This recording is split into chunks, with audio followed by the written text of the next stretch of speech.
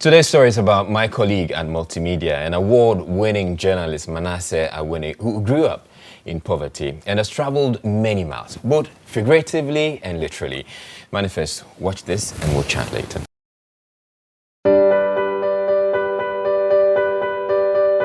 My name is Mannaseh Azure. This is my story. It was around 1990, 1991, thereabouts.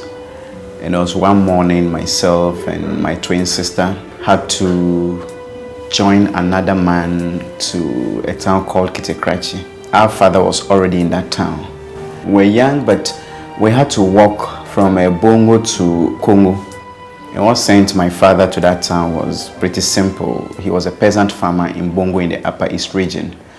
But it got to a time, farming became a bit difficult and there were other problems. So what he had to do was to travel to Kitekrachi, that's in the Volta region, Northern Volta, to work on people's farms. And the other side of the story is that we were even not well. Myself and my twin sister were suffering from kwashiorkor, the protein deficiency disease. So I remember when we got to Krachi, the children in the area would come and see us and go and laugh that the children who have come to Mr. Wuni's house have very protruded bellies as if they are pregnant. There were days we woke up without knowing where our next meal would come from. Our meals were not balanced, but at least you were assured of at least maybe some leftover kokonte to eat in the morning and then go to school. As a night watchman, his salary was very little, and so we had to farm to support.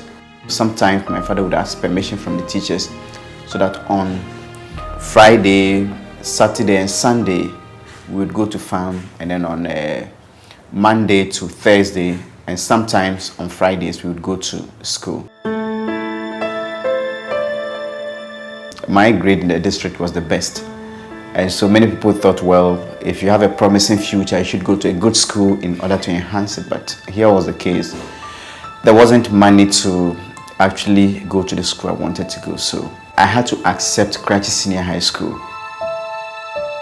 My love for writing started in Krachi Senior High School. So since then, I was the one writing plays for the drama club and some junior high schools and primary schools in the district. And before I completed, there was this competition by the Volta Students Association, an essay competition. I saw it, I decided to write. I was one of the runner-ups. And so one man at the district education office, he said, since you write so well, I suggest you go and then do journalism. So in 2006, I bought the GIJ form, Ghana Institute of Journalism form. And God being so good, I was among the 24 chosen for the journalism. When we wrote our senior high school certificate examination, we had to do some jobs. My sister was doing some pupil teaching. I was the caretaker of the GES guest house. I was responsible for sweeping, washing of bedsheets, there's no laundry, cleaning of the toilets, everything. I had to do it in order to get money. So by the time our admissions were out, I was able to save enough and then started. The most difficult moments of my life, the first one had to do with my childhood in Bongo.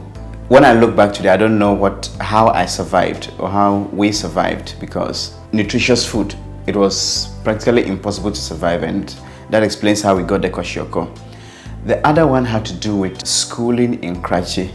I never had any pamphlets on my own, apart from, you didn't have the money to buy any additional material. And so apart from notes, what I did was to borrow books from people to read. The other one also had to do with when I was coming to GIG. Even though I had saved, within that period, my father also fell sick. So part of the money we had saved was used to take care of him. My elder brother wasn't also working. And so when I came to pay my fees and I went and packed my things and I was coming, the only amount left was 60 Ghana cedis when I was moving from Kitekrachi to the Ghana Institute of Journalism. My luck was that the constituency chairman of the NPP was also coming to Accra. So he took my chobos, my food, everything, and then in his pickup. And the funny aspect of it is that he was the first victim of my journalism, because in 2008, I had to go and then report on the election for GBC Radio and TV. and he happened to have broken a ballot box in a scuffle. And I was the only reporter there. I reported, it was on air everywhere, and he was later arrested and we were told he was being tried. When I got to GIJ, I did a lot of work on my own, apart from what the lecturers or whatever were taught in the lecture hall.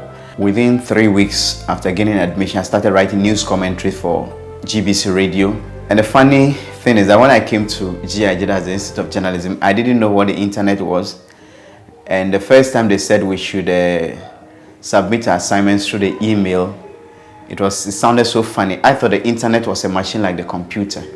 And I didn't know anything about the email, but later on when I discovered some of these websites, Ghana Web and others, I started writing articles. And so before I completed GIJ, I already started having job offers. I only write church because I know the man's name. Where I am now, Joy FM, it's one media house every journalist would want to work, but I didn't apply. They approached me and wanted me to work for them. So God has been gracious unto me. I have been so fortunate to win awards at a very early stage of my career. I completed GIJ in 2010. And then the 2010 GJ Awards, which were held in 2011, I won 3 awards. That's the Best TV News Reporter, the Best Human Rights Reporter, and then the Most Promising Journalist of the Year.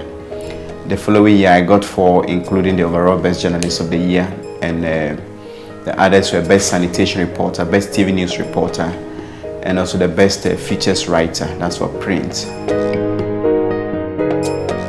My 2 keys to success are hard work and sacrifice. No matter how talented one is, if you work like any ordinary person, you become like any ordinary person. Besides, you also need to sacrifice your time, your comfort, and your leisure in order to reach your goal.